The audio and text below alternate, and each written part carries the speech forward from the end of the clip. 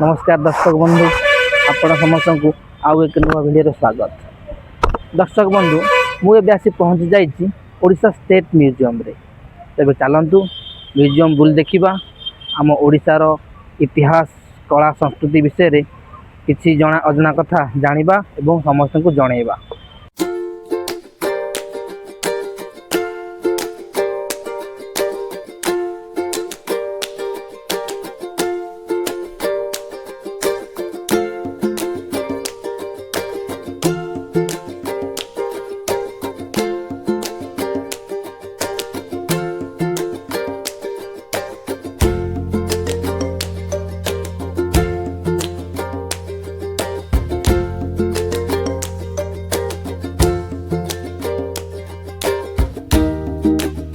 मुझे म्यूजियम भितर museum entry करने आपण मानक 20 टंका जदि आप मोबाइल रे वीडियो करते आपन को 200 टंका चार्ज देवाक पड़ो।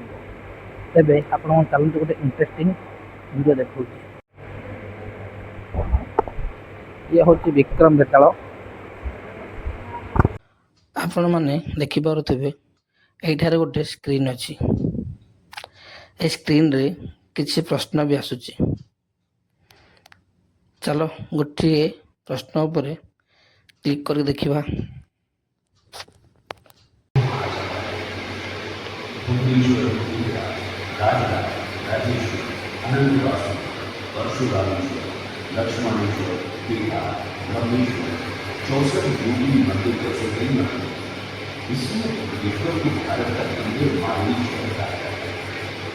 शहर में केवल अपने धार्मिक महत्व को बल्कि मंदिरों की सुंदरता के लिए पर्यटकों को आकर्षित करता है। इस शहर के मुख्य का श्री गिरिराज महादेव। इस मंदिर का निर्माण 11वीं शताब्दी में सूर्यवंशी राजा इलाही की शुरू ने करा।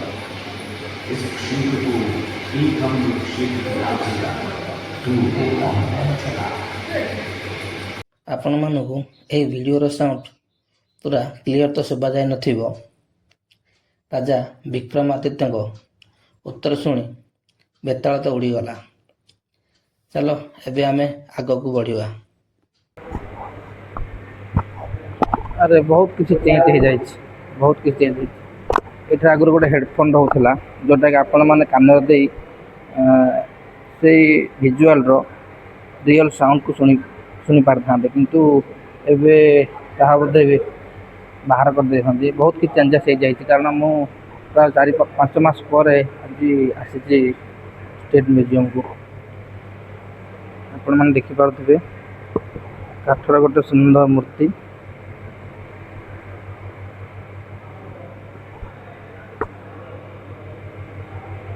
म्यूजियम भितर 10 ରୁ 15 गैलरी अच्छी। आपण मानू सब गैलरी देखी पारिबिनी कारण वीडियो बहुत लंबा हो।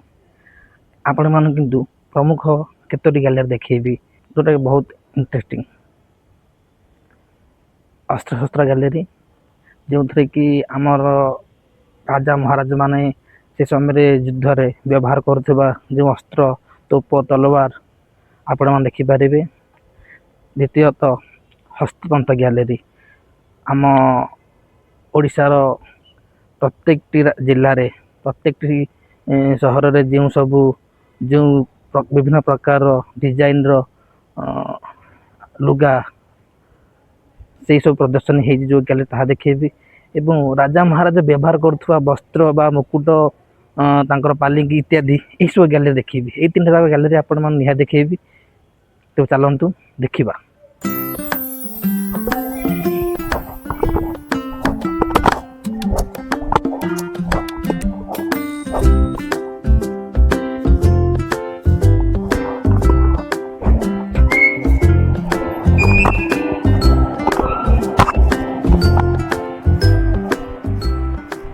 भाई आम बारबाटी दुर्ग सामने ओरिजिनल डुप्लिकेट केवल प्रदर्शनी बना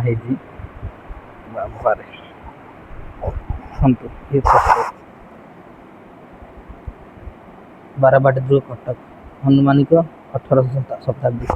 तोप पाखे एमती लिखि रखिंट क्यों तोप क्यों कलेक्शन कराई क्यों ମସିହା ବା କେଉଁ ଶତାବ୍ଦୀର?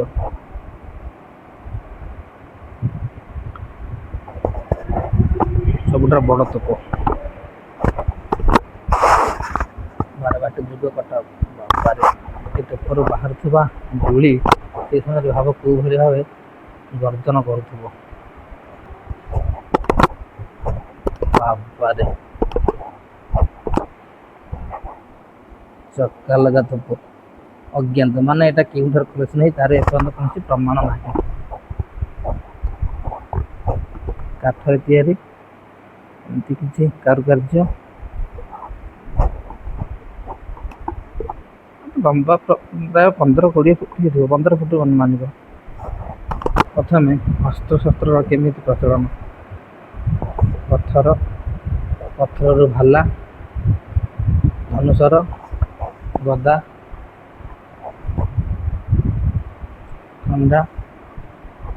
ଖଣ୍ଡା ତରବାରୀ ତାପରେ ଏବେ ମଡର୍ଣ୍ଣ ଯୁଗର ବନ୍ଧୁକ।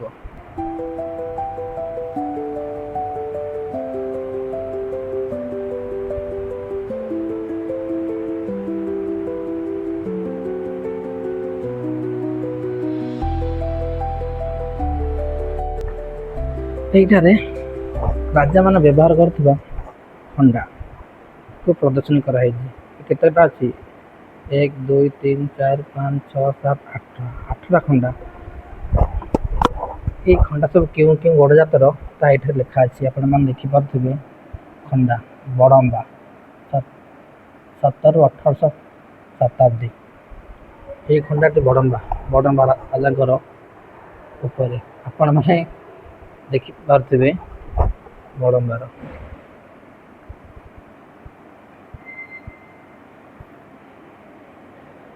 ଦ୍ୱିତୀୟ ଖଣ୍ଡା ବଡ଼ମ୍ବା। ଚତୁର୍ଥ ଖଣ୍ଡା ବ୍ରହ୍ମପୁର। ଏପଟେ ବି ଆହୁରି ସେମିତି କିଛି ଥୁଆ ହେଇଛି।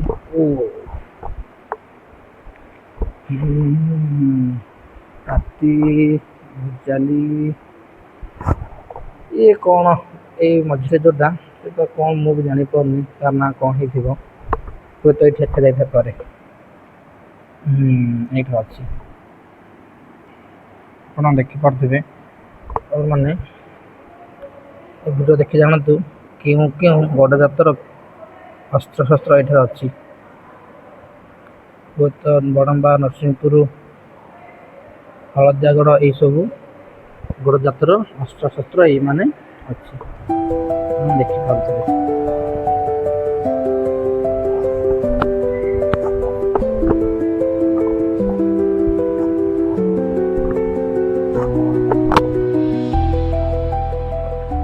ଯନ୍ତ୍ର ଚାଳିତ ବନ୍ଧୁକ ଆଠଗଡ଼ ବା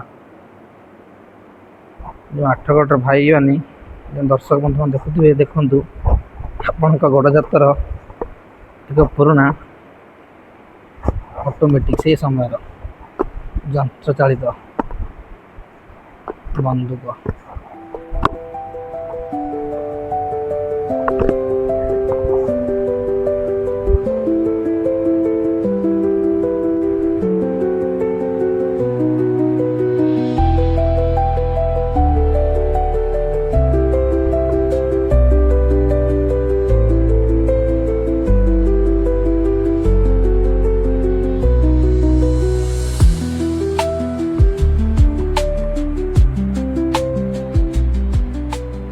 ଅସ୍ତ୍ରଶସ୍ତ୍ର ଗ୍ୟାଲେରୀ ଆପଣମାନଙ୍କୁ ଦେଖାଇଲି।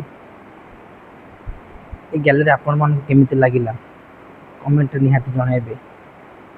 ଯାହା ବି ଐତିହାସିକ ଅସ୍ତ୍ରଶସ୍ତ୍ର ସେ ପୁରୁଣା ସମୟରେ ଥିଲା ଆପଣ ସମସ୍ତଙ୍କୁ ମୁଁ ଦେଖାଇବାକୁ ଚେଷ୍ଟା କରିଛି। ତଥାପି ଯଦି କିଛି ଦେଖାଇବାର ତ୍ରୁଟି ରହିଯାଇଥାଏ ତେବେ କ୍ଷମା କରିବେ। ଓଡ଼ିଶାର ଗର୍ବ ଗୌରବର ଗାଥା। ଆଜ୍ଞା ହଁ, ଆମ ବାରବାଟୀ ଦୁର୍ଗ ଯେଉଁଠି ପଥର କହିବି କାହାଣୀ। ଦର୍ଶକ ବନ୍ଧୁ ଆପଣମାନଙ୍କୁ ଅସ୍ତ୍ରଶସ୍ତ୍ର ଗ୍ୟାଲେରୀର ସମସ୍ତ ଅସ୍ତ୍ରଶସ୍ତ୍ର ଦେଖିବାକୁ ଚେଷ୍ଟା କଲି। ଭିଡ଼ିଓଟି କେମିତି ଲାଗିଲା এই ଆର୍ଟ ଗ୍ୟାଲେରୀର କମେଣ୍ଟ ବକ୍ସ ନିହାତି ଜଣାଇବେ। ଆଶା କରିଥାଏ এই ଆର୍ଟ ଗ୍ୟାଲେରୀର ଭୁଲ କହିଦେଲି। ଅସ୍ତ୍ରଶସ୍ତ୍ର ଗ୍ୟାଲେରୀର ପ୍ରତ୍ୟେକଟି ଅସ୍ତ୍ରଶସ୍ତ୍ର ଆପଣମାନଙ୍କୁ ନିହାତି मनोरंजनदायक होइथिबो। तेबे चलंतु पुणी जिबा आ गोटे गैलरी को।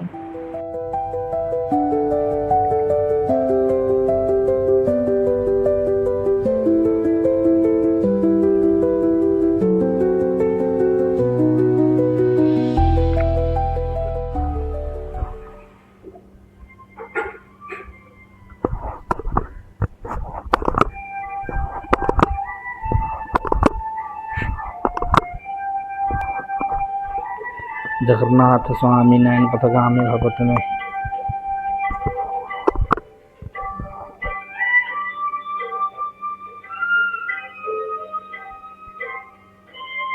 दर्शक बंधु मुझे आसी पहुँच जाइए हस्ततंत्र गैलरी देखिपे मो पछपटे हस्ततंत्र आउ प्रभु जगन्नाथ। तेरे चलते हस्ततंत्र गैलरी बुलवा आम ओडार विभिन्न प्रकार डिजाइन लुगा देखिबा।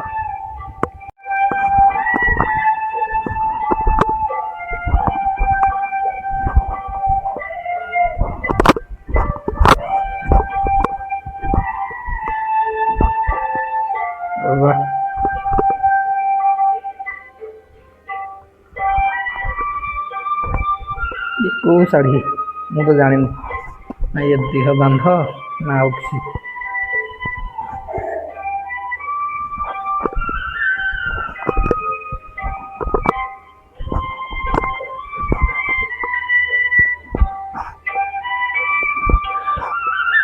सब कपा और सूता रखा रेशम चाष केमी कराए ये गोटे डिजिटल द्वारा प्रदर्शित कराई।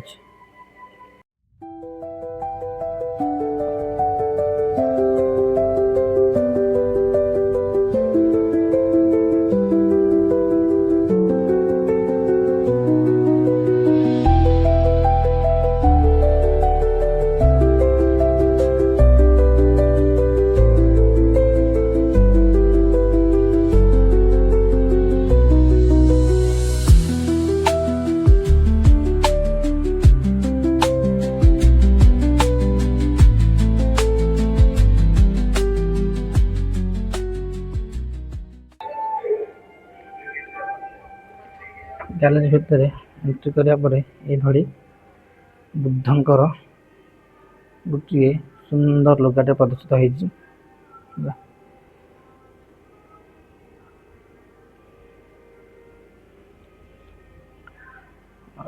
पशापाली लुगा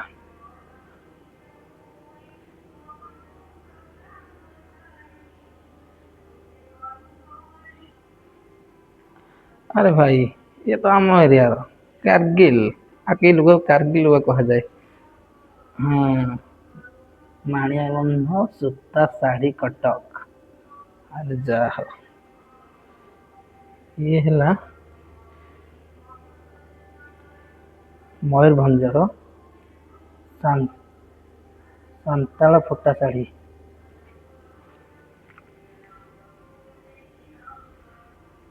ये है बरगढ़ नागबंध साड़ी। पुराना ब्रह्मपुर साड़ी गंजाम।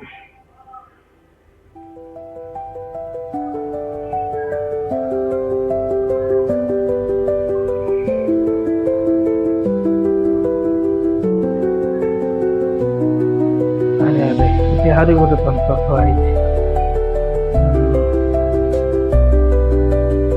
तंत्र बुणा जाता धला पत्थर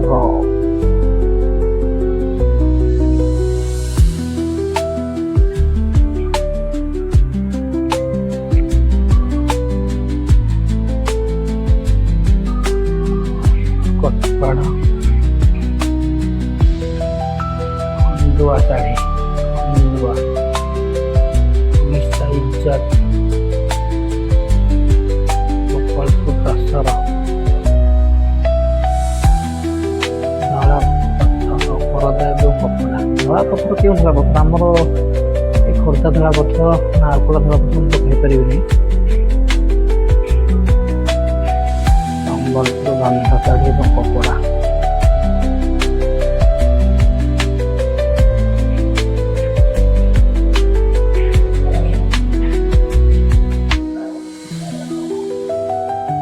ମୁକେଶ ଶାଢ଼ୀ ଗଞ୍ଜାମ।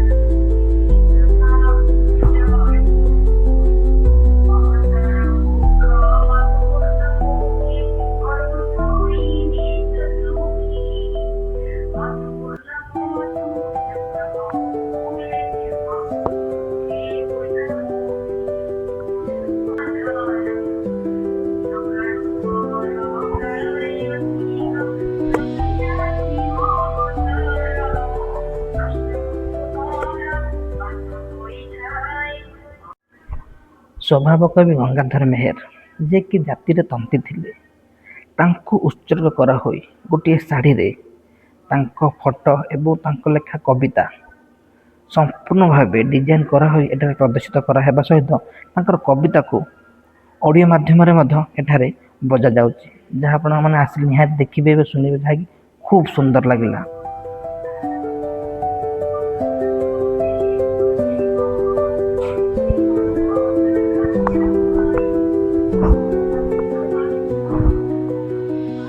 କୋତ ମାଣିଆ ବନ୍ଧ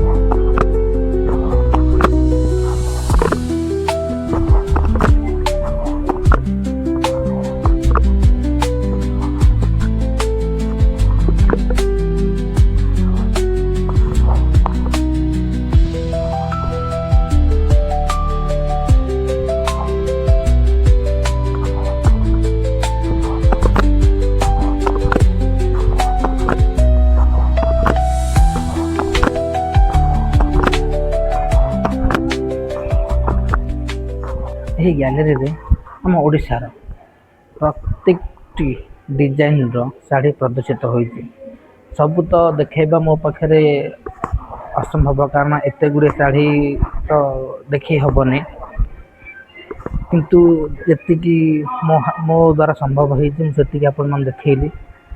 ଆପଣମାନେ ଦେଖିପାରୁଥିବେ ଏ ପଛପଟେ ଗୋଟିଏ ବିବାହ ମଣ୍ଡପ ପ୍ରଦର୍ଶିତ ହୋଇଛି। ଏ ବିବାହ ମଣ୍ଡପରେ ଦୁଇଟି ଜିନିଷ ଅଛି, ୟୁନିକ୍ ଜିନିଷ, ଯେଉଁଟାକି ଆଜିର ଏ ଆଧୁନିକ ଯୁଗରେ ବିଲୁପ୍ତ ପ୍ରାୟ। ଦୁଇଟି ସବାରି ପାଲିଙ୍କି, ଯାହାକି ଆଜିର ଆଧୁନିକ ଯୁଗର ପିଲାମାନେ ହୁଏତ ତାକୁ ଜାଣିନଥିବେ, କାରଣ ଆଉ କୌଣସି ବାହାଘରରେ ଏସବୁ ଦେଖିବାକୁ ମିଳୁନି। ଏବେ ତ ବାହାଘର ମାନେ ଡିଜେ ଆଉ VIP କାର୍, ବାଣ। ଜେନେରେସନ୍ର ପିଲାମାନେ ହୁଏତ ଏଇ ଜିନିଷଟି କ'ଣ ଜାଣିପାରିନଥିବେ, କାରଣ ଆଧୁନିକ ଯୁଗରେ ଏଇସବୁ ଜିନିଷ ଏବେ ଅଲୋଡ଼ା ପାଲଟି ଗଲାଣି।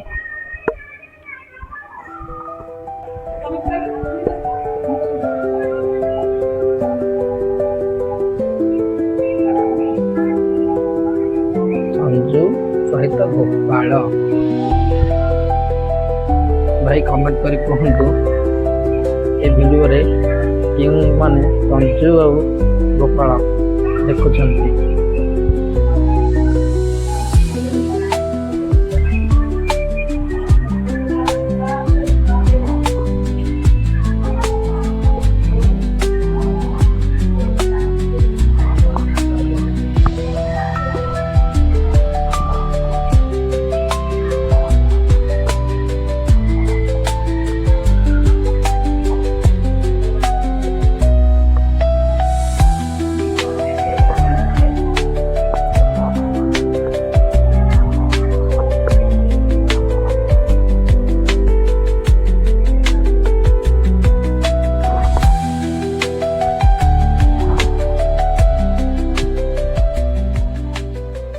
ତ ଗ୍ୟାଲେରୀରୁ ମୁଁ ଏବେ ବାହାରି ଆସିଲି। ଏବେ ପୁଣି ଯିବା ଆଉ ଗୋଟେ ଗ୍ୟାଲେରୀ କି। ଚାଲନ୍ତୁ ଦେଖିବା କେଉଁ ଗ୍ୟାଲେରୀ କି ଯିବା।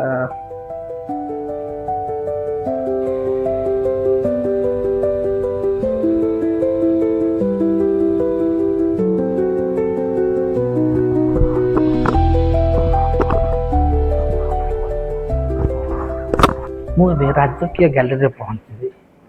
ଖୁବ୍ ଇଣ୍ଟରେଷ୍ଟିଂ ଲାଗିବ ଦେଖିବା ପାଇଁକା ଏହି ରାଜକୀୟ ଗ୍ୟାଲେରୀ।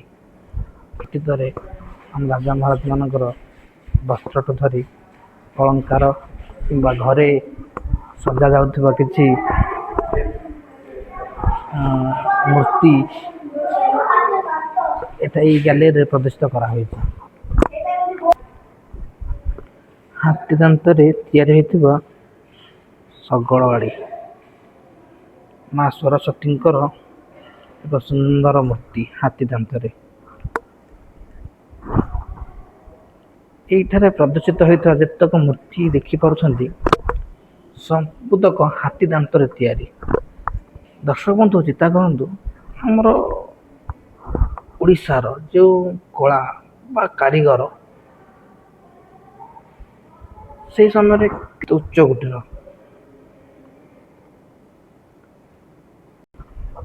ରାଜା ମହାରାଜାମାନଙ୍କର ପାଲିଙ୍କି, କେଉଁ ରାଜାଙ୍କର କେଉଁଟା ଦେଖିବା।